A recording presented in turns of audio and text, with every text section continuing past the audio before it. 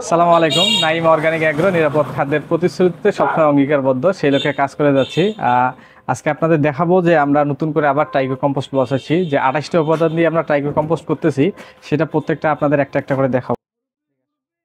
আমাদের এখানে 1 নম্বরে হচ্ছে বায়োচার, 2 নম্বরে আছে ভুট্টার গুঁড়া, 3 নম্বরে আছে ডালের বেসন, 4 নম্বরে আছে কালো জিরা খৈল, 5 নম্বরে আছে ট্রাইকোডার্মা পাউডার, যেটা দিয়ে মূলত ট্রাইকো কম্পোস্ট তৈরি করা হয়, 6 নম্বর আছে সরিষা খৈল, 7 নম্বরে আছে মেহগনি বীজ খৈল, 8 নম্বরে আছে তিলের খৈল, 9 নম্বরে আছে কাঠের গুঁড়া, 10 নম্বর আছে কলা গাছ, 11 নম্বর আছে সবুজ লতা পাতা, 12 নম্বর আছে ডিমের খোসার গুঁড়া, 13 নম্বর আছে নিম খৈল, 14 নম্বরে আছে শামুক গুঁড়া, 15 নম্বরে আছে বাদাম খৈল, 16 নম্বর আছে ঝিনুক গুঁড়া, 17 নম্বরে আছে নারকেল খৈল,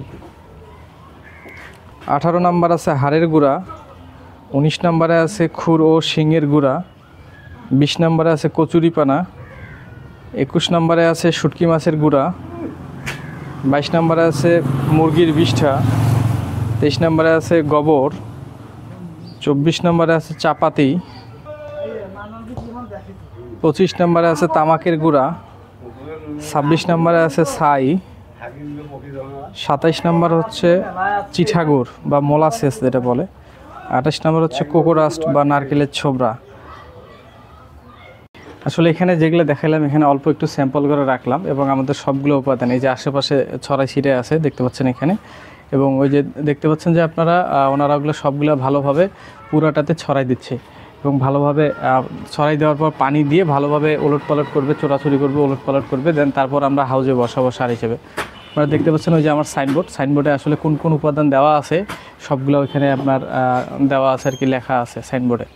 আসলে আমরা আমার মনে হয় যে বাংলাদেশের মধ্যে বেস্ট কোয়ালিটি সার আমি নিজে উৎপাদন করতেছি। আমার জানা নাই যে এতগুলো উপাদান দিয়ে আর কেউ করে কিনা সারা বাংলাদেশে, হয়তো বা থাকতেও পারে নাও থাকতে পারে, তবে আমার জানা নাই।